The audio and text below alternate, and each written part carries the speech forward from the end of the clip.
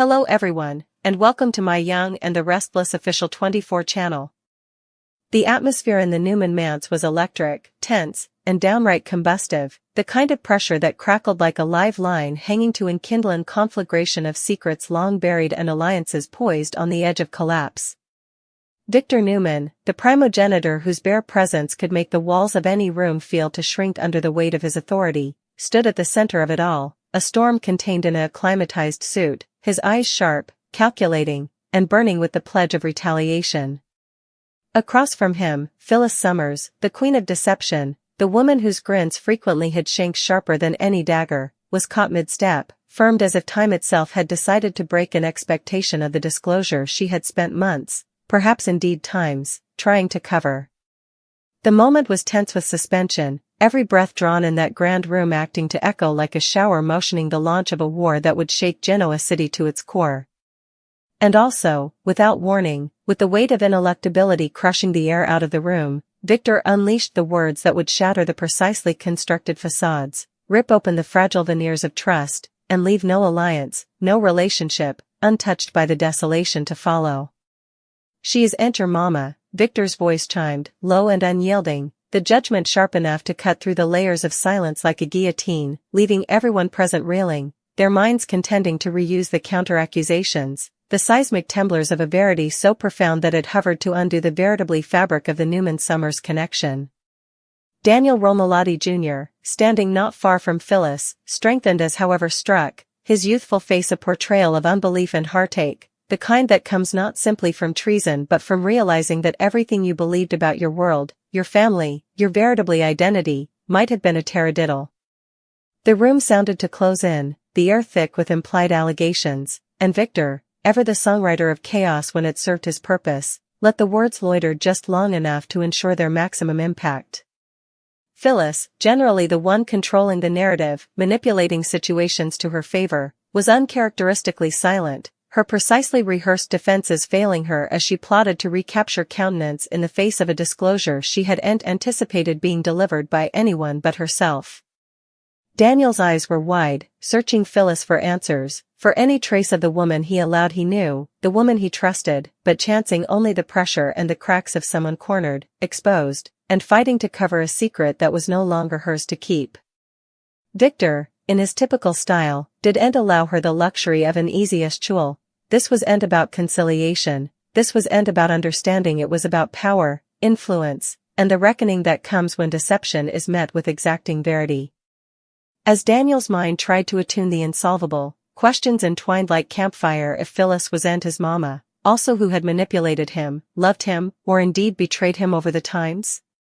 The times of participated leaves, fests, arguments, justifications, and rapprochements, the entire mosaic of his life now sounded shattered, its pieces scattered and asking to be reassembled in a way that made no sense, that defied every assignment he'd learned about love and family. And yet, Victor pressed on, his tone establishment, unwavering, his presence an irremovable force in the whirlpool of emotion that hovered to gulf the room. He revealed not only the verity but the environment, the calculated unity behind Phyllis's decades-long deception, the retired alliances, the rumored exchanges in shadowed corners, and the motives that, until now, had been obscured by charm, cunning, and the art of persuasion that Phyllis had applied with surgical perfection. Every word Victor spoke was like a hammer striking an anvil, forging the harsh reality that Daniel could no longer ignore, that the life he'd known was erected on shifting beach rather than bedrock, that the motherly figure he'd trusted, loved, and commended and was what she sounded.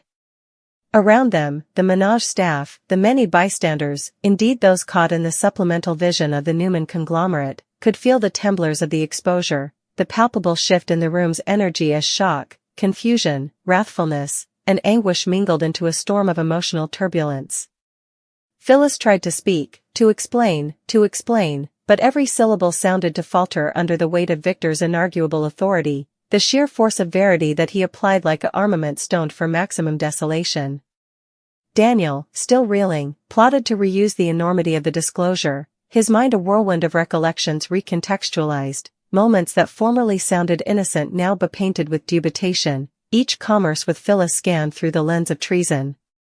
And yet, amidst the chaos, There was also the spark of defiance, the flicker of the flexible spirit that had carried Daniel through trials in the once wrathfulness, grief, and shock coalescing into a determination to defy the reality, to demand answers, to take control of the narrative that had been stolen from him by layers of deception. Victor, ever calculating, understood the power of the moment not simply to expose, but to strike the precisely laid plans of Phyllis, to shake the foundations of her influence in Genoa City, and to assert his dominance not just over her, but over the entire network of alliances that had enabled her manipulations. The disclosure gurgled beyond Daniel and Phyllis, touching the lives of others who would inescapably be drawn into the fallout. The Newman siblings, abettors, and adversaries likewise, each poised to reply, align, or fracture under the strain of this seismic bouleversement. Daniel's original shock gradationally gave way to a waterfall of feelings: treason, confusion, grief, and ultimately, a burning need for clarity and justice. Questions surfaced in rapid-fire race. How long had this secret been kept? Who differently was involved? Were there ulterior motives, hidden dockets, and alliances he hadn't yet uncovered? And most sorrowfully, what did this mean for the love, guidance, and protection he'd believed he'd entered from Phyllis all these times? Phyllis, meanwhile, was forced into a rare vulnerability, the precisely curated persona of control and manipulation stripped down by the grim clarity of Victor's disclosure. Every tactic she might have employed to sway Daniel, to soften the blow, or to twist the narrative in her favor sounded futile in the face of the inarguable verity, the moment where the scales of deception eventually sloped beyond her reach. Victor, seeing the unraveling, allowed himself a measured pause, a brief moment of triumph tempered by the knowledge that Genoa City was now poised on the edge of a new period of drama, conflict, and realignment. He'd delivered the disclosure with perfection, icing that its impact would be far-reaching, that its consequences would be felt in boardrooms, homes, and hearts across the megacity. In the fete, silence reigned, heavy and nearly suffocating, as Daniel tried to reuse the whirlwind of disclosure. The weight of Victor's words, the shattering of his foundational beliefs, and the exposure of Phyllis's long-kept secret left him at formerly vulnerable and empowered, a youthful man forced to defy trueness about family, fidelity, and identity that would shape his path forward in ways he'd no way imagined. Phyllis, standing in the eye of this storm, realized the game she had been playing for times had reached its climax, that her schemes, no matter how intricate, couldn't repel the grim force of verity when applied by a master strategist like Victor Newman. And as Daniel grappled with the disclosure, Victor's eyes, sharp and unvarying, watched him nearly, assessing his response, understanding that in this moment, a new chapter in the Newman summer saga had begun, one defined by verity, bouleversement, and the ineluctable fallout that comes when secrets, no matter how precisely guarded, are eventually brought to light. Every relationship would be tested, every alliance re-evaluated, and every heart touched by this disclosure would have to reckon with the reality that the family they knew was, in fact, far more complex, far more fragile, and far more explosive than anyone could have anticipated. In the wake of the disclosure, Daniel's grief and shock began to combine with a sense of resoluteness. He'd not let this treason define him, yet he couldn't ignore it. The road ahead would be unfaithful, fraught with challenges, competitions, and reckonings with those who had prevaricated, manipulated, or withheld the verity from him. Phyllis's part in his life would be ever altered, her influence lowered by the exposure of the secret she had guarded with similar fierce determination, and Victor, satisfied that justice, at least his interpretation of it had been served, allowed the silence to loiter, heavy and stifling, a testament to the unrecoverable consequences of uncovering a verity long hidden. The reverberations of Victor's protestation, "She is enter Mama," would echo far beyond the walls of the manse, discovering into the thoroughfares of Genoa City, touching every corner of the integrated lives of its residers, kindling debates, alliances, and conflicts that would shape the veritably substance of the megacity's drama. Every regard, every rumored discussion, and every decision from this point forward would be told by the disclosure, the intricate web of family, fidelity, and deception ever altered by the verity that Victor had so strictly revealed. And as the dust of original shock began to settle, the characters caught in this emotional whirlpool would begin to compass, map, and navigate the unfaithful waters that lay ahead, each step measured, each move calculated, knowing that the exposure of Phyllis's secret had set in stir a chain of events from which none of them would ever truly recover. The power dynamics had shifted, the emotional stakes had reached unknown heights, and the fragile facades that formerly held families and alliances together were now laid bare, vulnerable to the storms of treason, vengeance, and the grim pursuit of verity.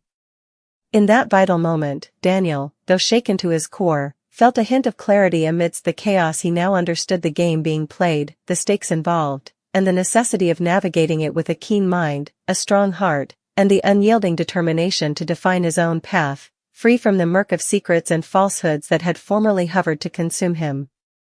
And Victor, ever the master tactician, knew that while one battle had been won with the disclosure of Phyllis's secret, the war for control, fidelity, and the very soul of Genoa City had only just begun, with each character now ever changed, their choices and conduct indelibly shaped by the explosive verity that had been revealed on that cataclysmal day.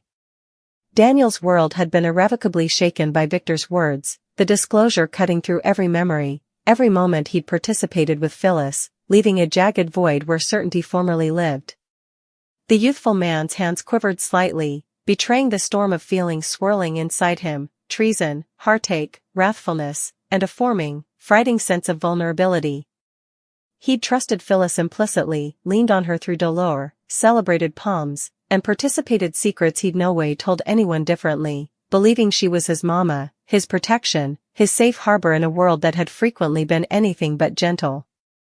But now, the veritably foundation of that relationship had atrophied, and the edifice of his life felt as if it had been erected atop shifting beach.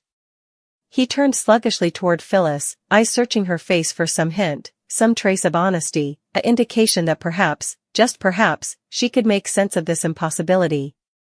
But what he set up rather was a mask of shock that didn't match the confident, assured Phyllis he knew, a flicker of despair that made him realize she had been caught in her own web of falsehoods, unfit to manipulate or charm her way out this time. You're not my mama? His voice cracked under the weight of unbelief, the simple judgment slightly containing the flood tide of pain and confusion pressing against his casket. Each word was like a blow, and he could feel the heat of wrathfulness starting to rise, riddling beneath his skin, hanging to erupt. Phyllis opened her mouth, dithered, also closed it again. This was a woman who had spent time spinning stories, controlling narratives, and manipulating feelings, yet in this moment, her poetry failed her, and the precisely constructed defenses she had reckoned upon sounded brittle, concave, and futile. Daniel's aspect hardened. How could you let me believe all this time? Every birthday, every clinch, every fight, every word of advice, it was all a taradiddle? The hurt in his voice was palpable, a raw sound that made indeed the most unshakable bystander blench. Victor, ever precise in his timing, observed quietly from across the room, letting the drama unfold, knowing that the disclosure was only the morning, that now Daniel would have to defy Phyllis, unravel the deception himself, and navigate the maze of falsehoods that had shaped his life for decades. Phyllis eventually set up her voice, but it quivered. Daniel, I no way wanted you to find out this way. You have to understand, I did what I allowed. Was stylish for you, for all of us. Her hands shook, betraying the anxiety that had gripped her since Victor had spoken. But her words, meant to soften the blow, fell flat. Daniel's eyes narrowed, unbelief morphing into fury. Stylish for me? Stylish for you is keeping secrets while I live a life that isn't mine? Stylish for me is telling me lies about the person I allowed I could trust the most? His voice rose, pulsing with grief and rage, each word pointed by the deep treason he felt. You burgled me of everything I allowed. I knew about myself. How could you do this? Victor stepped forward, his presence commanding the room like a force of nature, and Daniel's attention snapped to him. Daniel's voice was shaky, torn between his grief and the need to find some anchor in this storm. Victor's aspect was steady, unwavering, the kind of look that made it clear he wasn't offering comfort or sympathy, he was offering verity, raw and unyielding. Daniel, Victor said, his tone deliberate, nearly surgical, I know this is hard. I know it feels like the ground has been ripped out from under you. But you earn to know the verity. Phyllis has been hiding this from you for times, manipulating the story of your life for her own purposes. He let the words hang in the air, letting them mold, letting Daniel's wrathfulness and hurt poach before continuing. This isn't just about a taradiddle. It's about control. It's about power. And you earn better than to be kept in the dark. Daniel's head reeled, his mind scrabbling to piece together the counter-accusations of everything Victor had said. However, also who? Who had been making opinions for him, shaping his life behind a mask of affection? Who had been pulling the strings while he believed he was living in the warmth of motherly love? His hands gripped into fists. If Phyllis was Aunt his mama. He turned back to Phyllis, voice pulsing with intensity. Tell me. Tell me who I am. Tell me what this means. I need the verity, all of it. No more falsehoods, no further secrets. Phyllis swallowed hard, her usual countenance shattered, her eyes zipping to Victor and back to Daniel. Daniel, it's complicated. It's not simple, and it's not what you suppose. She began, but Daniel intruded, his voice sharp, cutting through the room like a cutter. Not what I suppose? Phyllis, everything I allowed. About my life, about you, about family is gone. Gone. And you want to tell me it's complicated? The treason in his voice was raw, undressed, and it echoed through the manse like a cry into an empty hall. You made me who I allowed. I was, and you prevaricated to me my whole life. How do you suppose that feels? Victor's eyes no way left Daniel. You need to hear this from her, he said still, but forcefully, because no bone differently can explain it. But know this, Phyllis has been playing a dangerous game, and it ends now. No more manipulation. No more deception. You'll have the verity, whether she wants to give it or not. Phyllis's lips quivered as she took a reluctant step forward, eventually defying the son she had deceived for so long. Daniel, I did love you. I do love you. I didn't know how to tell you the verity without destroying you, without destroying everything we've erected. I allowed. I was guarding you, but I see now that I've only hurt you. I see now that the falsehoods, the secrets, they've hurt you further than anything differently ever could. Her voice cracked, gashes brimming in her eyes, and for a brief moment, she looked vulnerable, nearly mortal in the way she infrequently allowed herself to be. Daniel shook his head, unbelief etched across his face. Guarding me? By lying?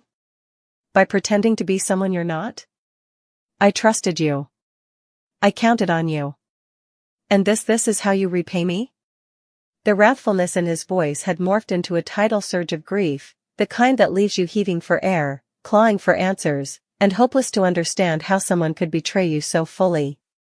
Victor, seeing the rising pressure, leaned in slightly, his voice calm but authoritative. Phyllis, duet desolate words. Daniel needs the verity, not defenses. He deserves honesty now, before the falsehoods poison any chance of conciliation. And Daniel, you have the right to ask the questions, to demand answers, to defy her about every detail you need to know. Don't let her redirect or manipulate. This is your life, your identity, and your future. Daniel's casket heaved with emotion, his mind a whirlwind of confusion and rage. I need to know everything. Why did you lie? Who am I really? Who were the people involved in this? Every memory I've with you, is it fake? Am I indeed part of this family? His voice broke again, a sob hanging to escape as he plotted to maintain control, to force clarity out of the chaos. Phyllis took a deep breath, her hands shaking as she faced the monumental task of unburdening herself of decades of deception. Daniel, you were always meant to be defended.